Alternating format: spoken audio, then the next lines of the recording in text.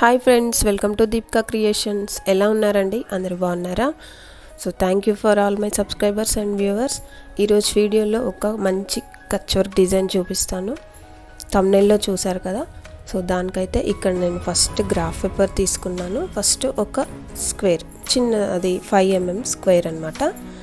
ఆ స్క్వేర్ని టచ్ చేస్తూ ఇలా క్రాస్గా ఇంకొన్ని బాక్సెస్ అయితే డ్రా చేస్తున్నాను. చూడండి, చూస్తున్నారు కదా. సేమ్ ఇటు పక్కన కూడా మళ్ళీ అలాగే డ్రా చేసుకోవాలి.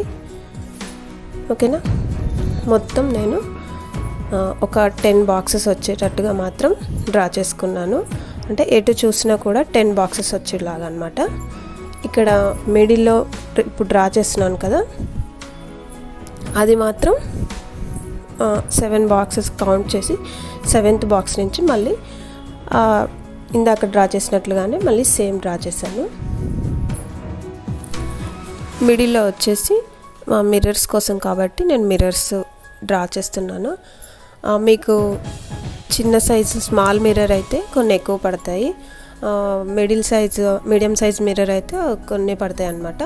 సో మీరు చూసుకొని మీకు ఏది బాగుంటే అది పెట్టుకోండి. ఇక్కడ మీడియం సైజ్ మిర్రర్ కాబట్టి నేను గీసింది ఒక 5 మిర్రర్స్ వచ్చేలాగా వచ్చిందనమాట. ఓకేనా. సో మొత్తం ఇలాగే అదే డిజైన్ని కంటిన్యూ చేస్తూ ఆల్ ఓవర్గా డ్రా చేసుకోవాలన్నమాట. మొత్తం డ్రా చేసి చూపిస్తాను, చూడండి. ఎవరికైనా ఈ డిజైన్ ట్రేసింగ్ కావాలనుకుంటే లాస్ట్లో నేను పిక్ పెడతాను, స్క్రీన్ షాట్ తీసుకోండి. ఓకేనా.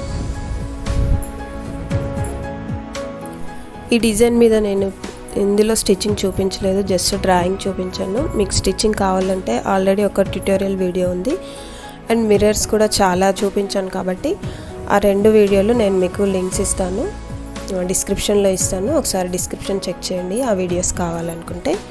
సో ఓకేనా ఫ్రెండ్స్, ఇలా మనకి లైన్స్ ఆల్టర్నేట్గా ఒక లైన్ విడిచి ఇంకొక లైన్లో మిర్రర్స్ వచ్చేలాగా చేసుకోండి. ఓకేనా. బాగుంది కదా design. Thank you for watching. Bye, take care.